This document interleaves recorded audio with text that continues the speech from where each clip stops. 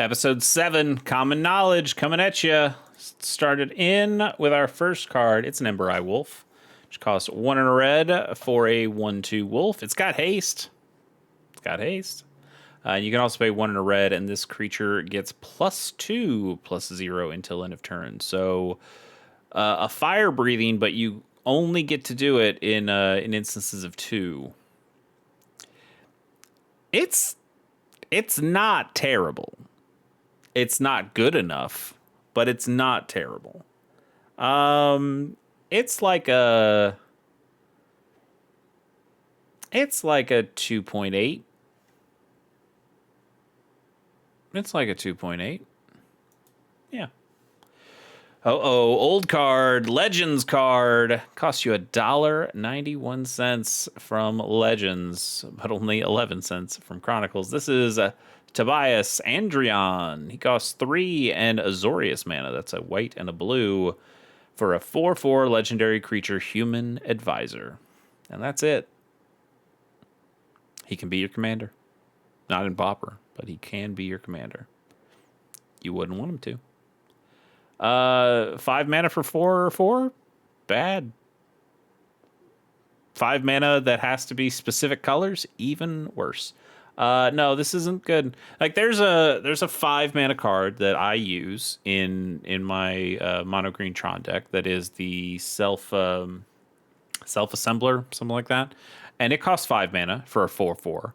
But 1, it's all colorless, and 2, when you cast it or when it enters the battlefield, you get to go find another copy of the same card and put it in your hand. That's way better. That's just better. This is not a good card. Don't play this card. Art's cool, but don't play this card. It's a 1.1. 1.1. Yeah. Might be a little harsh, but I'm feeling it. Whiplash Trap costs 3 and double blue for an instant trap. Trap card. I've never played Yu-Gi-Oh, but I'm familiar with trap cards. But this is an instant trap. If an opponent had 2 or more creatures enter the battlefield under their control this turn, you may pay 1 blue rather than pay this spell's mana cost. Return 2 target creatures to their owner's hands. You know, this isn't bad. Sure, you look at it and you go, wow, 5 mana to bounce 2 things? Like, this is 2 unsummons. You know how much 2 unsummons cost? A blue and a blue. Why does this cost an extra 3? And I'd be with you. Except that it could just cost 1. It could just be an unsummon, but you get 2 for the price of 1. If an opponent had 2 or more creatures enter the battlefield under their control this turn, I'm thinking about my friend's White Weenie deck. And we saw Battle Screech, was it last week? Whenever these come out. A handful of episodes ago. We saw Battle Screech. And that puts 2 flyers on the battlefield, two flying tokens on the battlefield at the same time. When that happens, you just get to play this for 1 mana. There's a lot of decks in Pauper full of very cheap creatures. You know, Refurbished Familiar is a really great card in Pauper, and that can get down to just costing 1 mana. So you can cast that and then cast another creature, and you fulfilled the conditions. The problem is that unsummons are not the best in any format, really. Like it's a tempo play, not a removal play. You're not getting rid of that creature completely. You're getting rid of it temporarily. And in the case of Refurbished Familiar, you're giving them that ETB trigger that is so important with Refurbished Familiar. You're giving them the opportunity to use that again. I'm souring on it a little bit, but I still think this is a cool card. I do like the art. There are unsummons that are pretty good in Pauper. Snap specifically is a really good one. It has its places. I think you're going to find that this is a little too narrow to really be effective in Pauper, but it does have some legitimacy. And for that, I'll give it a 2 and 2.6. That's probably too high, but I'm feeling a little generous about this card, even when I probably shouldn't be. Let's keep going. Ornery Kudu is a 2 and a green for an antelope. It's a 3/4, and when this creature enters, you put a -1/-1 counter on target creature you control. It costs 2 American pennies for this card, and you can kind of see why. I guess that's a good rate. 3 mana for a 3/4. But is it really a 3/4? Because if this is the only creature you got, then this is the one that gets the counter on it. So then it's really a 2/3. And a 2/3 for 3, not that great. Where would you want this? Where would you want to make your creature smaller? I'm trying to think of any reason, any synergy where having the counter on your own creature would be good. I mean, I'm sure there might even be stuff in Amonkhet, a set I did not play, where you're able to take a -1/-1 counter off and do something. So maybe there's something more here. But even so, this is a pretty bad enabler for that. That you're only getting one of these. You're still paying a not so great rate for what is essentially a vanilla creature once it's on the battlefield. And for that, it's not great. And in a vacuum, when you don't think about how other set mechanics might work with this, it just seems really bad. So it's also going to be in the ones. I think it's like a 1.8, and I'm only giving it the 0.8 because I think there probably is some kind of synergy that I'm either not thinking of or hasn't even been dreamed up yet. Maybe Wizards comes up with something else that you can do with -1/-1 counters, or finding ways of transferring them from you to your opponent in a clean way that Pauper would be able to handle. But so far I don't see it. So pretty bad score. Ring Warden Owl is 3 and double blue for a 3/3 flying bird. That's what birds do. Not all of them, but that's what this bird does. And it also has prowess. So whenever you cast a non-creature spell, this creature gets +1/+1 until end of the turn. Prowess is a pretty good mechanic. You can do some cool things. They had to ban Monastery Swiftspear out of Pauper because turns out prowess can be too good sometimes if it's priced nicely on a creature. It's not priced right on a creature here. 5 mana is too much.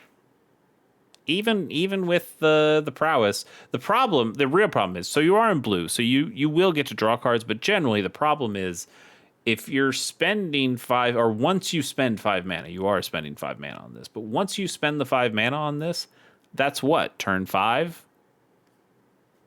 How many cards are left in your hand at that point? How many spells do you get to play a turn to really make prowess work? Again, you're in mono blue. You can brainstorm, you can ponder, you can opt. You can find ways of getting cantrips that allow you to get cards back into your hand and continue building up your prowess. But this isn't worth it. It's not good enough to be your prowess creature. There's cheaper prowess enablers. There's cheaper flying prowess enablers than this. So you wouldn't ever really play this. It's okay, but it costs way too much. So it's like a 2. It's a 2. Kabira Crossroads. This one's kind of interesting. It's a land. We've done a couple lands, I think, on the channel so far, but this is an okay one. It enters tapped, not great, but when it enters, you gain 2 life, and it taps for white. So there's also Radiant Fountain, which comes in untapped, but it only taps for colorless, but it gains you 2 life when it comes into play. I see that one played a lot more than this, but I don't think this is the worst. If you're if you're a hardcore life gain deck in Pauper, and there's not a ton that I've seen, there's certainly decks that like gaining life or that gain life incidentally or more incidentally, or just like want to keep up with like a mono red that is going too fast, so they want to be able to gain a little bit of life to give them a little bit more flexibility, a little bit more time to build up their resources. The problem is that having this come into play tapped slows you way down, and I don't think the life that you get back on it makes up for it coming into play tapped. This is a great pull. It's not even a great pull. It's a decent pull on turn 6 or something where you don't really need all the lands that you have already. So, hey, one that at least produces a little bit of mana or produces a little bit of life when I don't need the mana when it first comes into play. Okay. But overall, you just play Radiant Fountain over this. I'll give this a 2.6. No, it's not that good. 2.4. 2.4. Deadeye Rig Hauler is a 3 and a blue human pirate creature that's a 3 power, 2 toughness guy from Rivals of Ixalan, and it has Raid. Whenever this creature enters, if you attacked this turn, you can return target creature to its owner's hand. So another unsummon effect, but this time you have to pay 4 for it.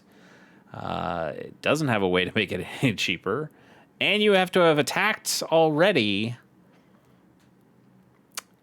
The unsummons are nice because you can bounce something and then you can swing in unimpeded. But this time you already had to swing in. Whether it died or not, I guess you'd attacked, so you could play this afterward. But it's too late. It's just not... It doesn't work in the situations that you'd really need it for. I mean, it's a tempo play, I guess. It's not good enough, though. Really not good enough. I don't like this card at all.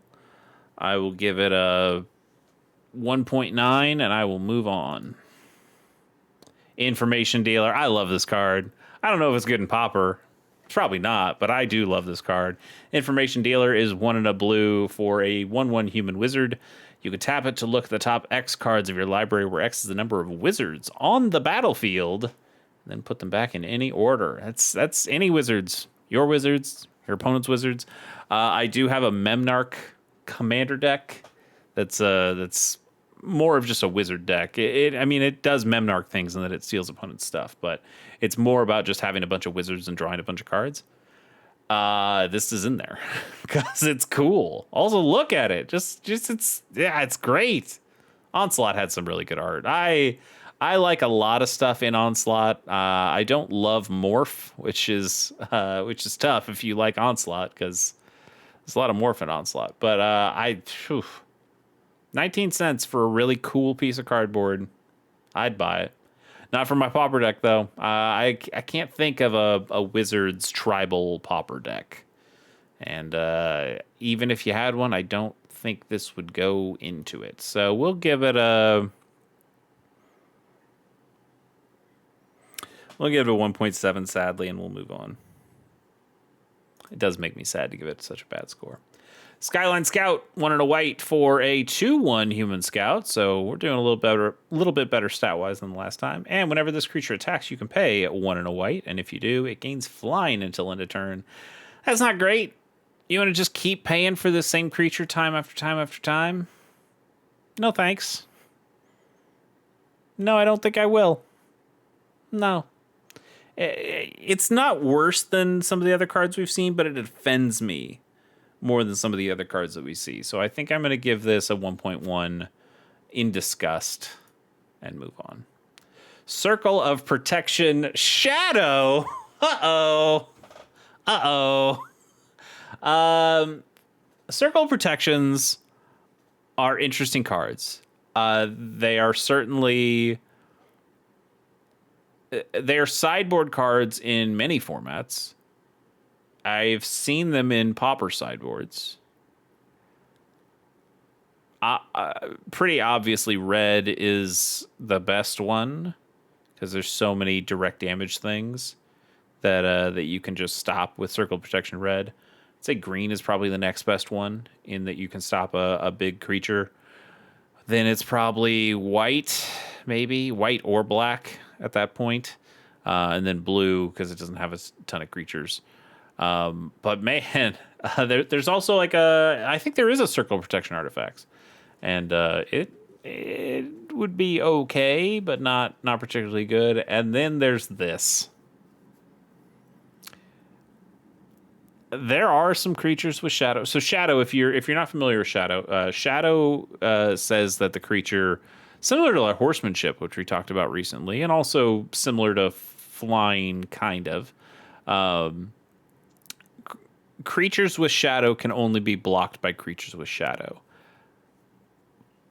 But also, creatures with shadow can't block anything else.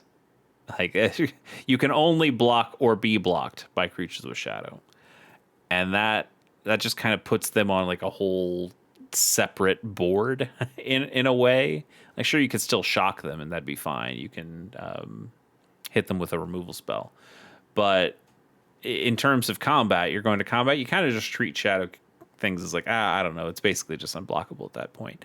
There aren't really shadow strategies in Pauper. There aren't enough good shadow users that are costed well. Like you wouldn't. I was gonna say you could put this in Bogles, or not this. Let me be very clear, not this card. But you could put a creature with shadow in Bogles, and yeah, it's basically unblockable all the time. That's nice. But also it can't block. And if you're loading it up with auras, you want it to be able to tank a hit too, right? Like you're probably giving it vigilance at some point because you want it to be a nice blocker. If it's got shadow, it can't be a good blocker. Anyway, that's shadow. This is Circle of Protection shadow, which if there aren't any shadow creatures really being used in Pauper, then protecting yourself from them, even worse. And also even worse. This does say just creature with shadow. Well, that's all there is. There aren't shadow instants. Interesting. Wizards, maybe you should make a shadow instance. I don't know what the hell that means. I don't know how that works mechanically. No, this is bad. This is bad. That was our 10th card. That was our 10th card. I'm gonna do an extra one because that sucks. Tiger Claws. Okay. This is also not good, but I like it. Tiger Claws is 2 and a green for a enchantment aura with flash. You can play it anytime. You can play an instant. That's flash, baby. It enchants a creature, and an enchanted creature has +1/+1 and has trample. It's from Mercadian Masks. So it's not great. You're paying 3 mana for 1/1 and trample. I mean, you're paying 3 mana. It has playing it at instant speed makes it a combat trick. There's a chance you can blow out an opponent with this. The problem is there's just much cheaper enchantments. There are even much cheaper enchantments that you can play at flash speed that give you similar, if not better, benefits. Look at that dude's arm. It's called Tiger Claws, and you understand why. It looks great. It's a great looking card. Good job, Adam Rex. It's not great. It's not great. But I do like it. I'll get a 2.7. You won't play it, but I think it's cool. That's it, folks. We're done with this one. We'll see you next time.